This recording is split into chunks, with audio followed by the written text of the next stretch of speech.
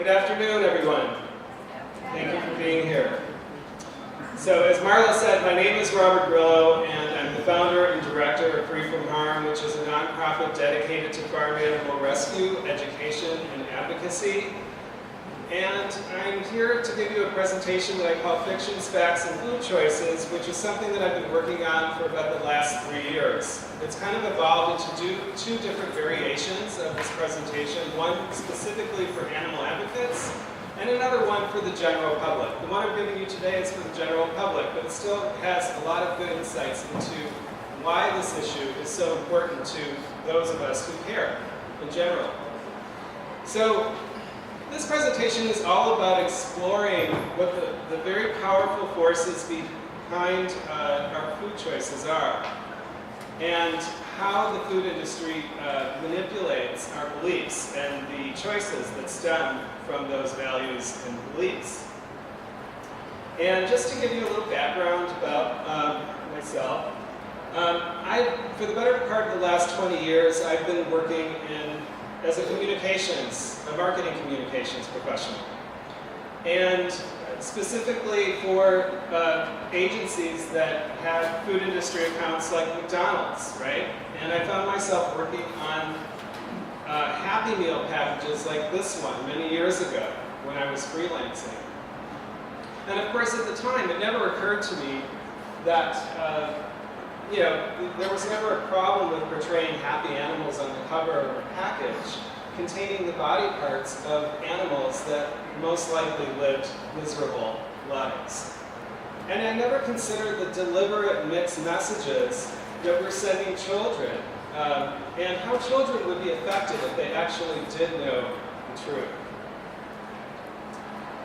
So things changed quite drastically for me in 2009.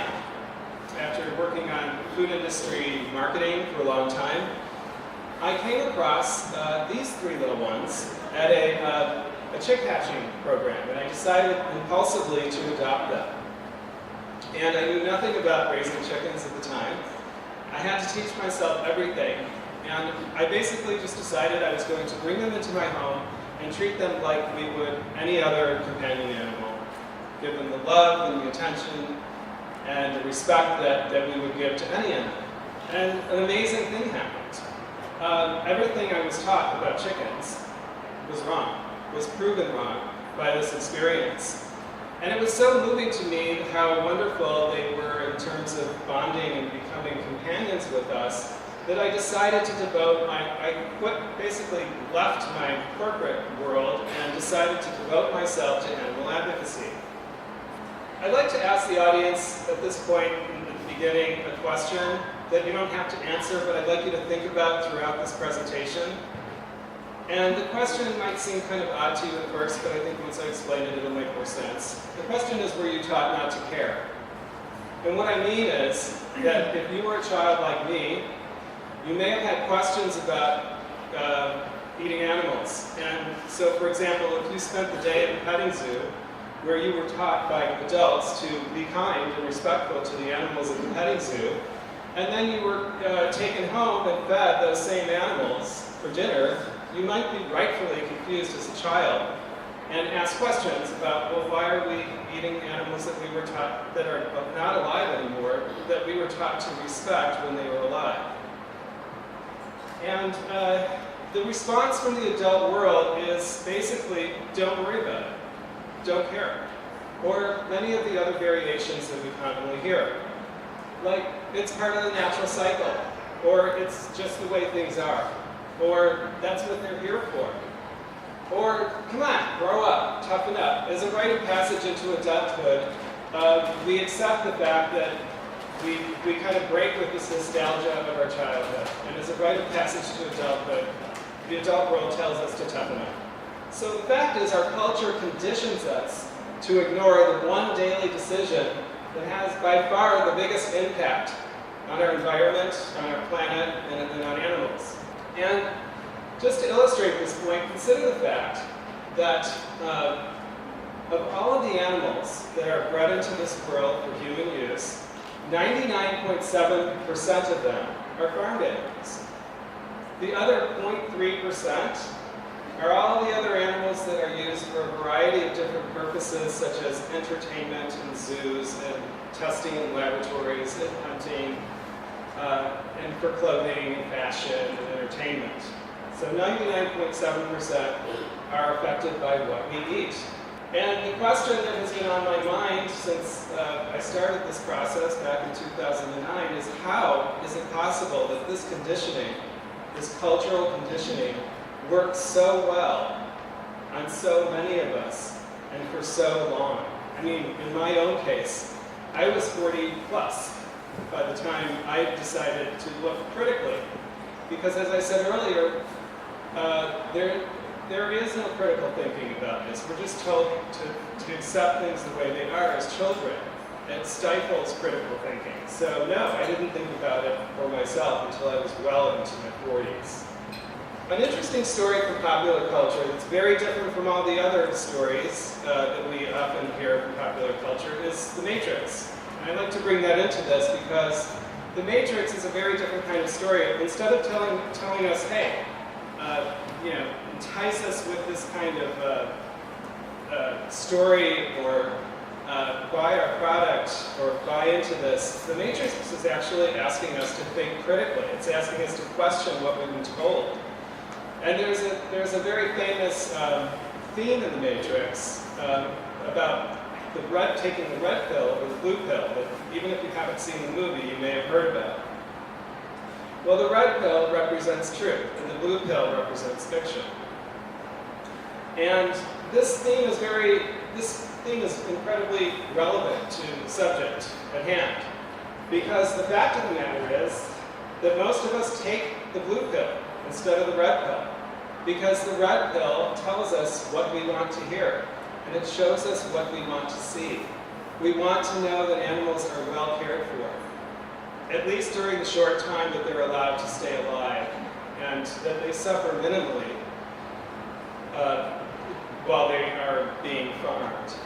We want to believe this. And the second important function that taking the blue pill has is that it advances the agenda of the industries that exploit animals, because it portrays them as willing participants in whatever it is that we'd like to do with them. It's a foolproof story. And so storytelling is really at the core of how they do it, how they convince us, why we don't question.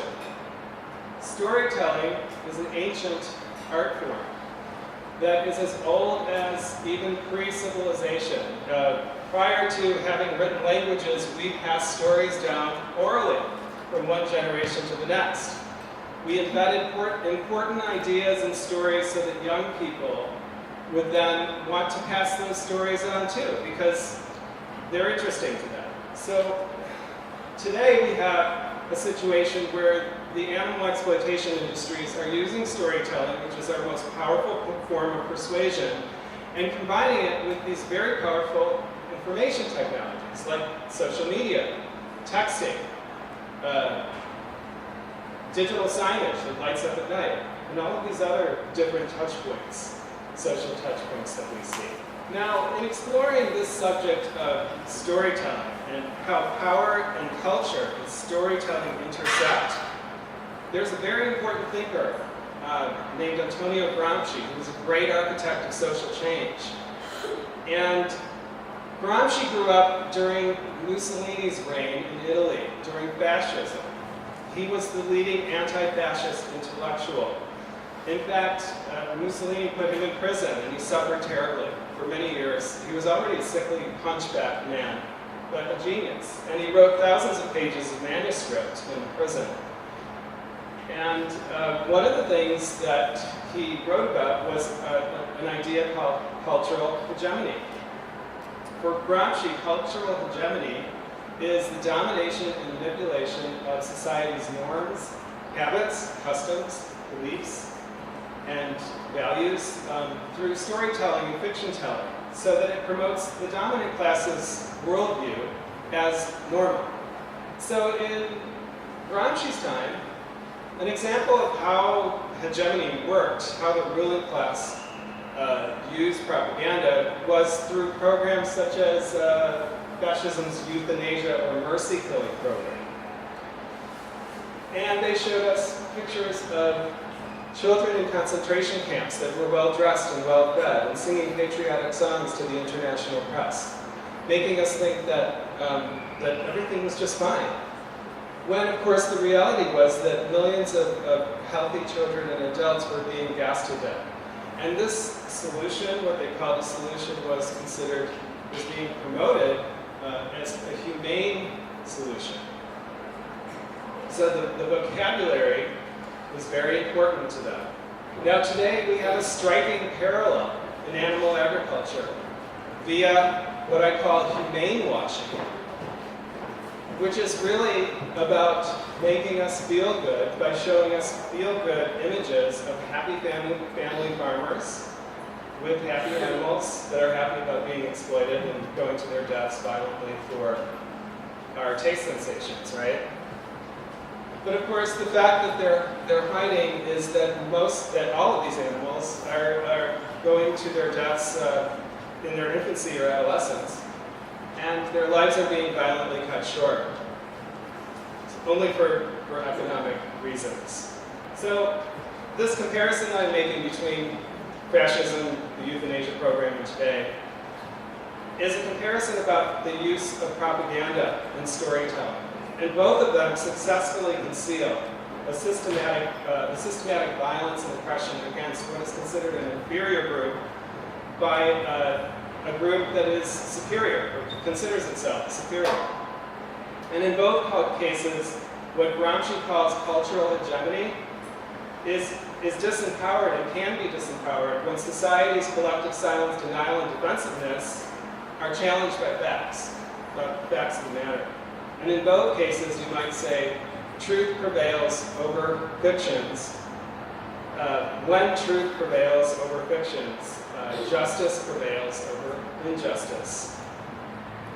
Now let's take a moment just to appreciate and recognize just how powerful these forces are in our lives that we don't really see most of the time. Consider for the fact that Cargill, which is the largest food industry entity in the world, and they make the feed, the grains, and all of the equipment, and also the animals and the feed, the food for them. Cargill spent $1,792 million just on promoting animal products to consumers. Now let me clarify, that is not their profit for the year. They didn't even profit $1,792,000. That is just their marketing budget for 1 year. So let's look at some of these common fictions that I'm talking about. We're going to run through some of these.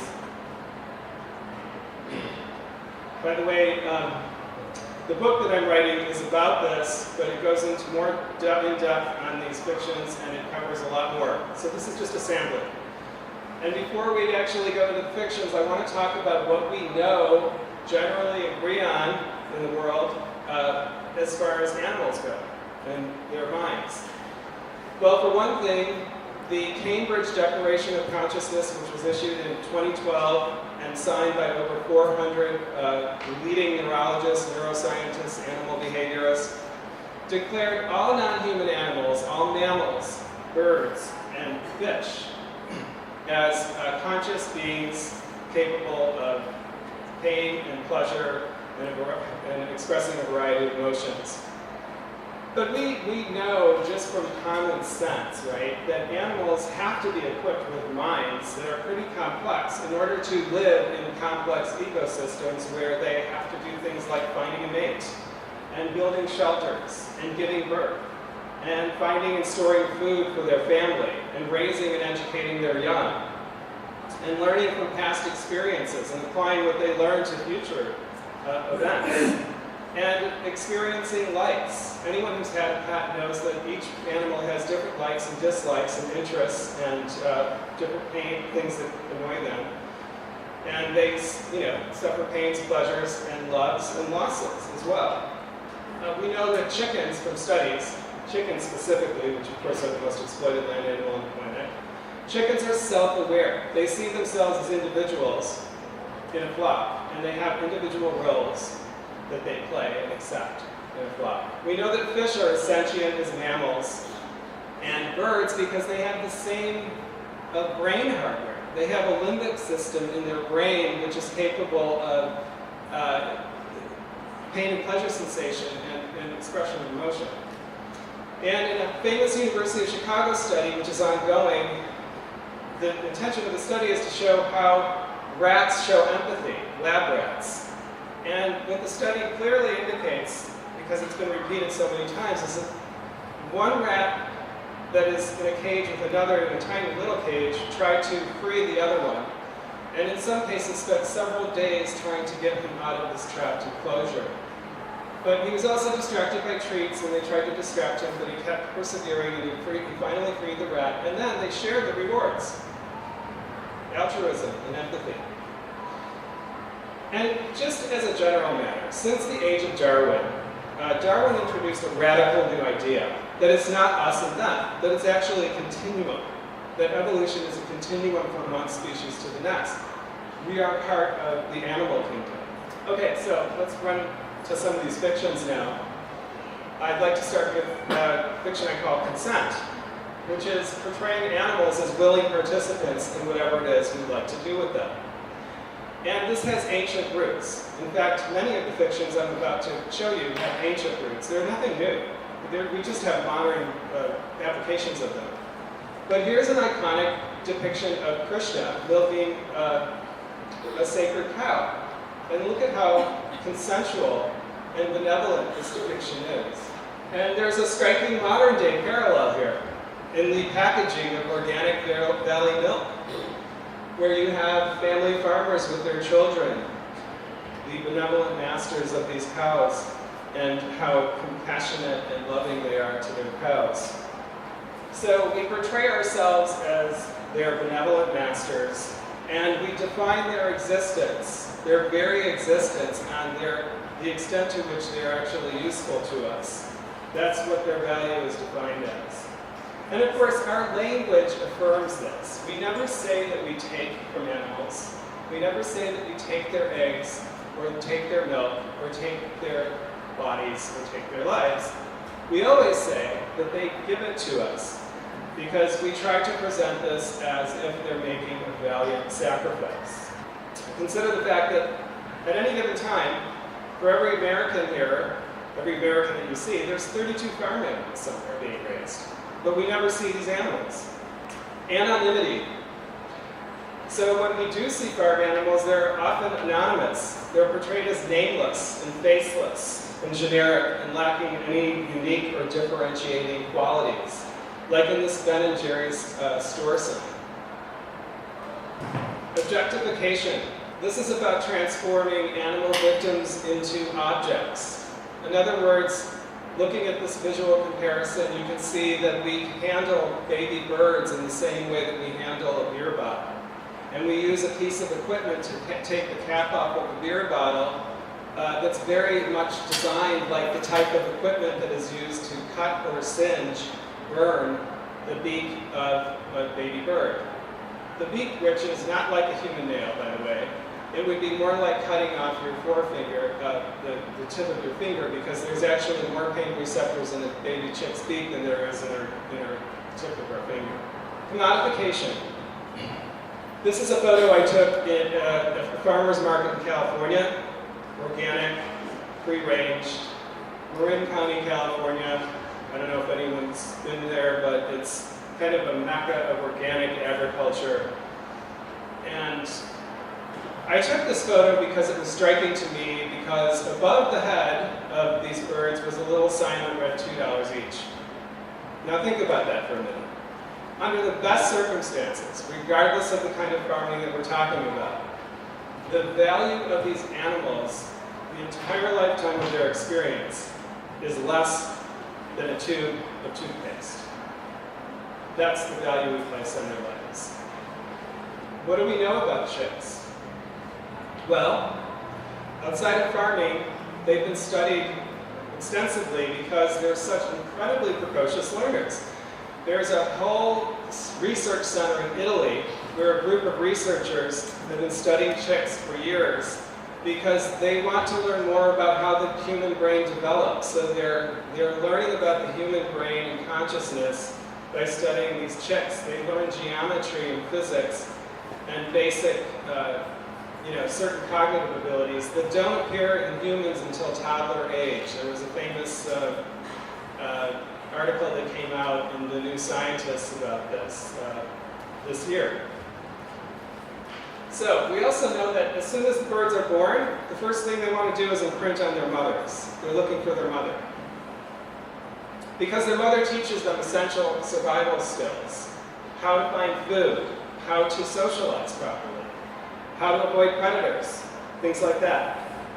But in modern farming, in all egg farming, these birds are intentionally raised as orphans. They're motherless, intentionally. They're raised in artificial incubators. And of course, for every female that is for sale here because she's wanted as an egg layer for some backyard chicken keeper, there is a male that was born, at least one male, born at the hatchery where she came from, who was ground up or suffocated to death at birth. Because that's how the egg industry operates. Another fiction is innovation. So, when it's experimentation on ourselves, of course, we're very much against that, especially when it's non-consensual.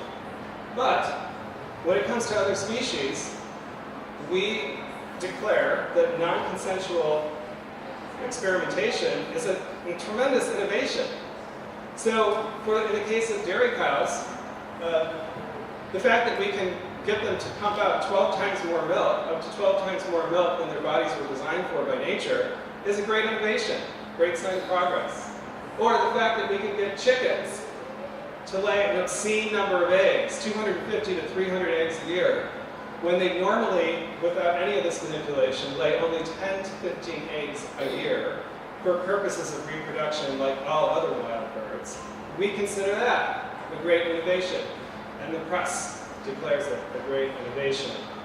Euphemism, language, is an incredibly powerful fictional device that we cannot overlook. Take, for example, what the industry calls artificial insemination in dairy farming. Cow's milk, cows and goat farming. What they call artificial insemination is actually forcible impregnation. In other words, shoving one arm down a cow's rectum, all the way up her rectum, I should say, and then shooting a semen gun in her vagina. And doing this repeatedly until they're absolutely sure that she's pregnant. And that can take several attempts. I call artificial insemination the mother of all euphemisms. Because in any other case, right, if we were to do this to any other animal, we would consider this a sexual violation, or rape, or bestiality, or whatever, right? But in the case of animal agriculture, we say it's just fine, because it's for economic reasons, because it's about eating. So all of a sudden it becomes morally acceptable. But, I mean, come on, if we apply this logic to anything else in our lives, if we were to try to justify doing something to someone just because there was an economic gain in doing it, that's not a moral argument, right? Family is another fictional place. Like, the idea that farmers love and care for their animals, like their own children. And look at the packaging on this Domino's pizza. I don't even know if this is still out, but here you have the faces, the illustrated faces and names of the cows that apparently produce the milk that produce the cheese inside of this box. Now we know this isn't literal. People aren't going to say, oh yeah, it's these cows. Of course they know it's not going to be accepted as literal, but it's metaphorical. And the power of the metaphor is all they need, really. But the fact is that the calves that were born to these dairy cows that produce this milk, they're only born into this world because their mothers had to be made pregnant. And when they aren't born, they're denied the one thing that they actually need, which is their mother's love and nurturing and milk, which they would actually have for the first 12 months of their life, if they were given a choice to do so. But instead, they're stolen from their mothers at birth on day one, and they're sold at auctions and slaughterhouses for cheap meat, veal, and the like.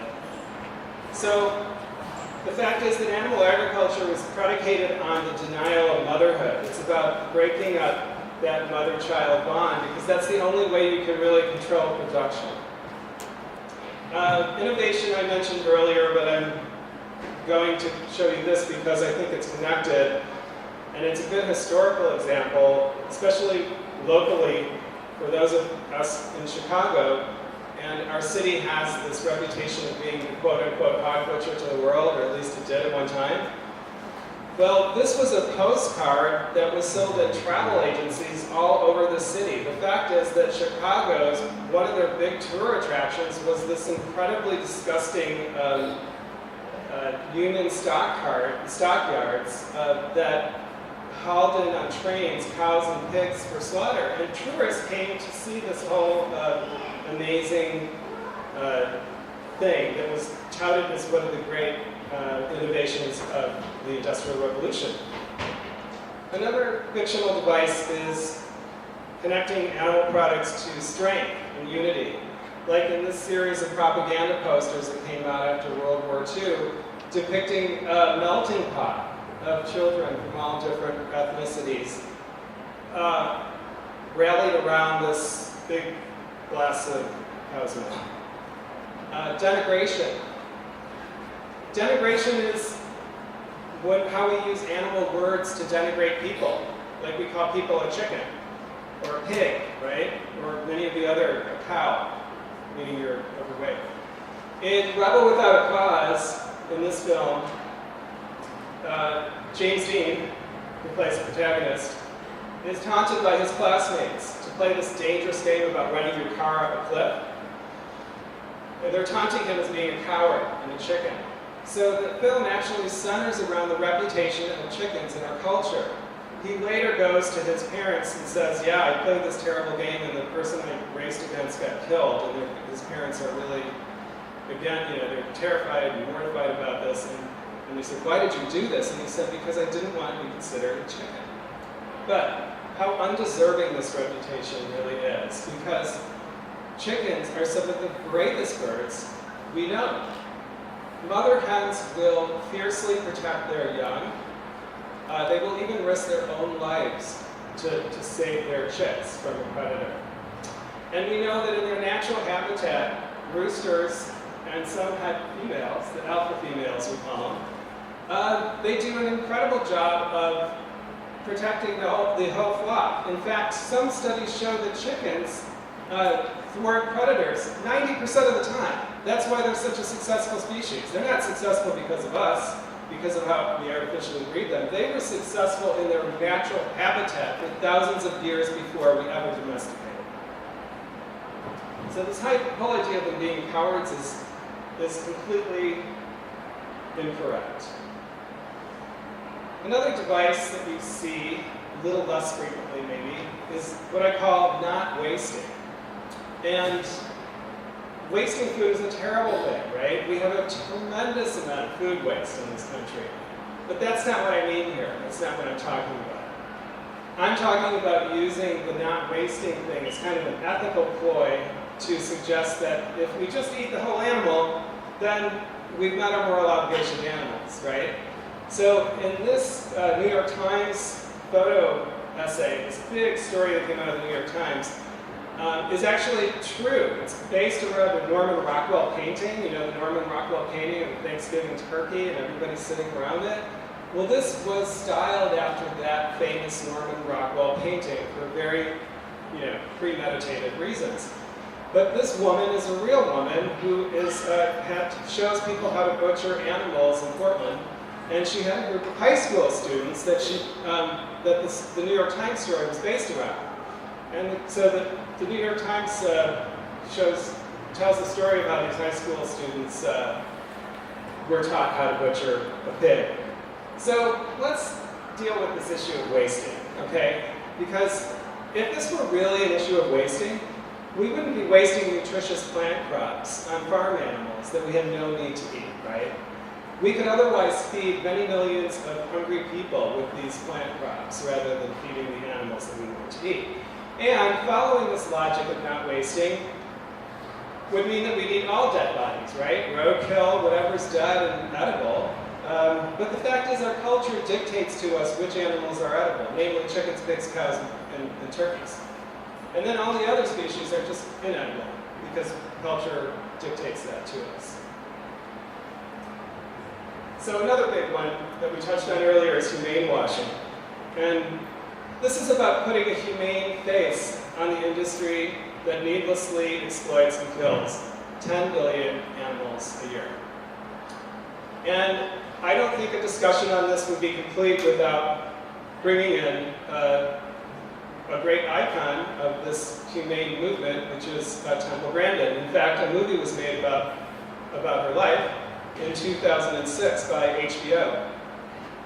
And the film portrays her as this kind of Mother Teresa of animals. But the fact is that she's actually a paid spokesperson for the meat industry. She makes money from the American Meat Institute and the National Turkey Federation. She shows up in all of their humane handling videos, and she's the spokesperson at their conferences, and she's in their literature. She's their humane face. History is another fictional device we often see, portraying animal victims as heroes, like this story in the Smithsonian called How the Chicken Conquered the World, portraying a chicken as a monarch, you know.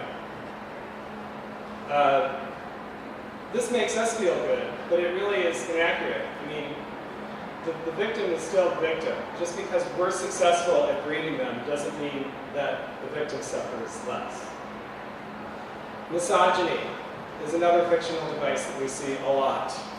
This is about asserting male superiority and reinforcing the submissive, servile role of the female animal. She is the baby maker, or the egg machine, or the milk producer. Take a look at this particular example. I don't know if you can see the headline, but it reads, "If she can't stay pregnant, what will she do?"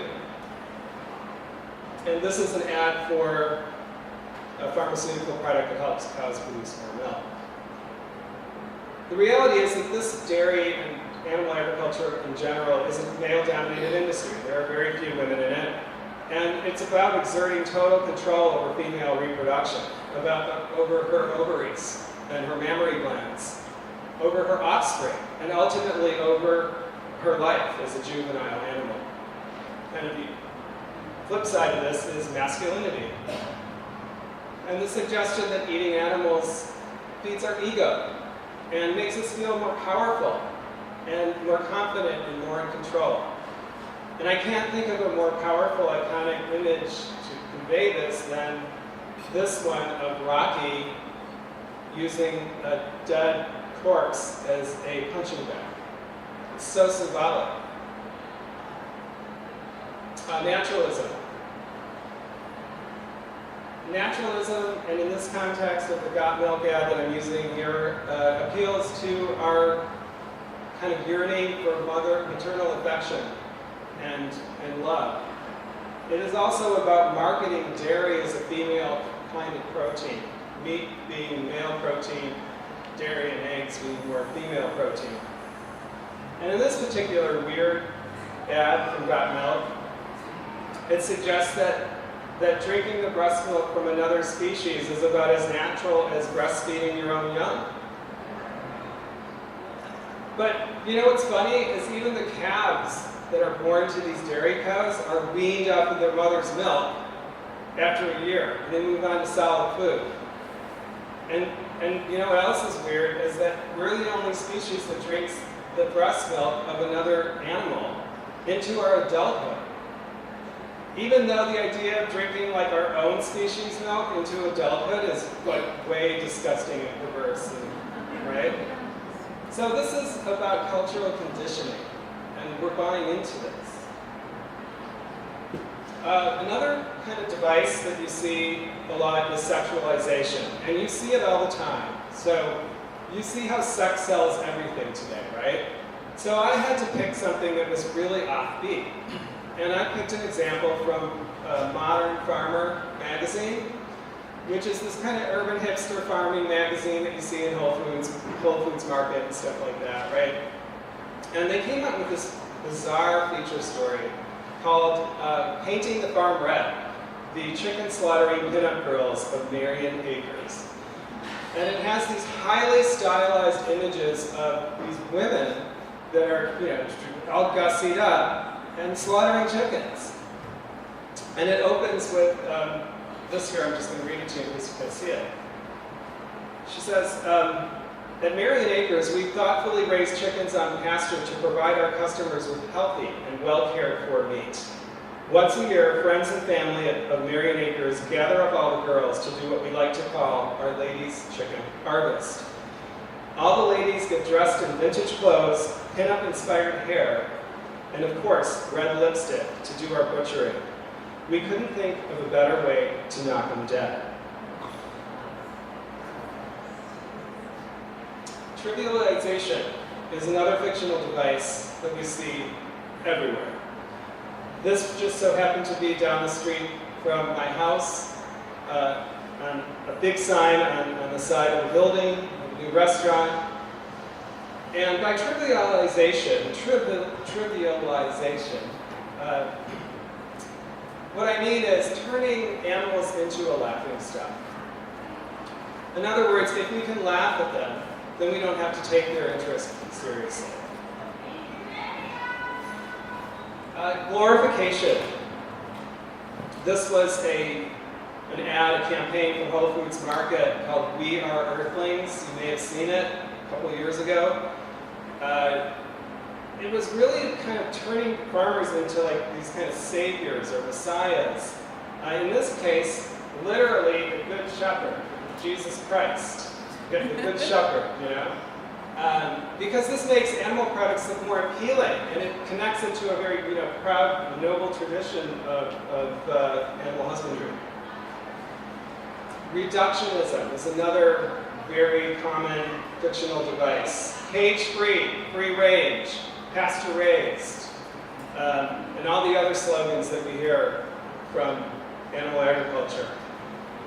The problem with these are that they mislead us into believing that a very complex problem, such as raising hens for their eggs, forcing their bodies to produce an obscene number of eggs, can be reduced to one single thing, like taking them out of cages, or like giving them a couple hours to run around or something. Chickens are a lot more complex than that, and so are all the other animals that we're dealing with here. So reductionism has us falsely believe that the problem can easily be solved with one single solution, like cage-free. A couple more. Authenticity, the real dairy logo, which has been around for decades. This type of device, this type of fiction, suggests that animal products are real, and everything else are just fakes. The problem with that is there is nothing more artificial or unreal about the process of breeding, raising, and killing farm animals today. It is about as artificial and unreal as it gets today. My last one is called visibility, and I'm sorry for the difficult image. But what you're looking at is a place in Berkeley, California that thinks they're doing something very wonderful by offering chicken butchering classes to show people how to, in the kosher method, how to slaughter chickens, while fully conscious, by the way.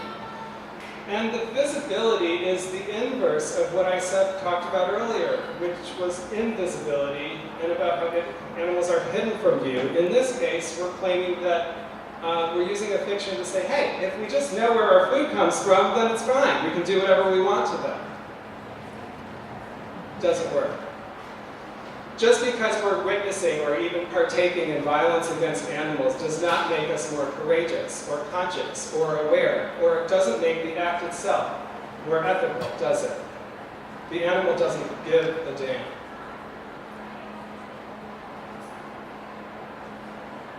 Okay, so I want to leave you with what I think is a positive, something that we can learn from example from the corporate branding world.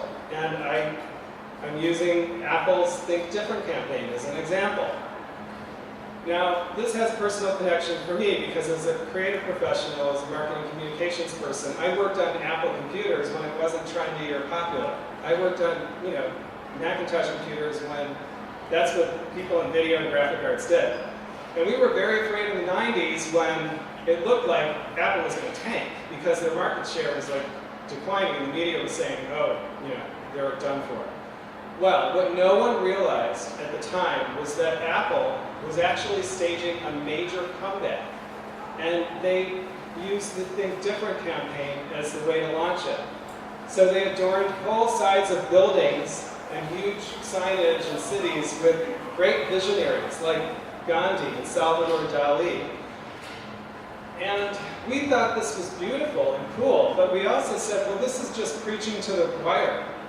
We are already sold on Apple computers. They should be using a marketing campaign that appeals to middle America. What we didn't realize is that this was going to be very successful for Apple because we all believe and we want to believe that the underdog can prevail. And the visionary is in all of us. There's a creative spirit latent in all of us. And Apple was the way to unleash it, Apple products. So it was a very successful, as evidenced today, Apple phones and computers.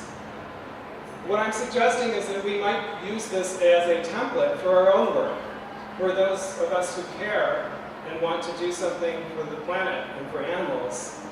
We too can focus on a target audience that is sympathetic to our cause. And it just so happens that the early majority, which is sympathetic to veganism, but not necessarily there, is 38%, about 38% of the population. We could go well beyond our tipping point just by getting those people somewhat on board. And we could create what I call cause champions, just like Apple created brand champions, people that would go out and sell and promote their brand. We could mobilize our movement so that people could go out and have the confidence and the tools and resources that they need to promote it successfully. Instead of frustrating ourselves by those who aren't yet ready for the message, and there's many of those in our lives, we really don't need to worry about those people right now. We just need to focus on our target audience, and that audience will grow over time. So, thank you very much, and I'll be happy to take any kind of questions.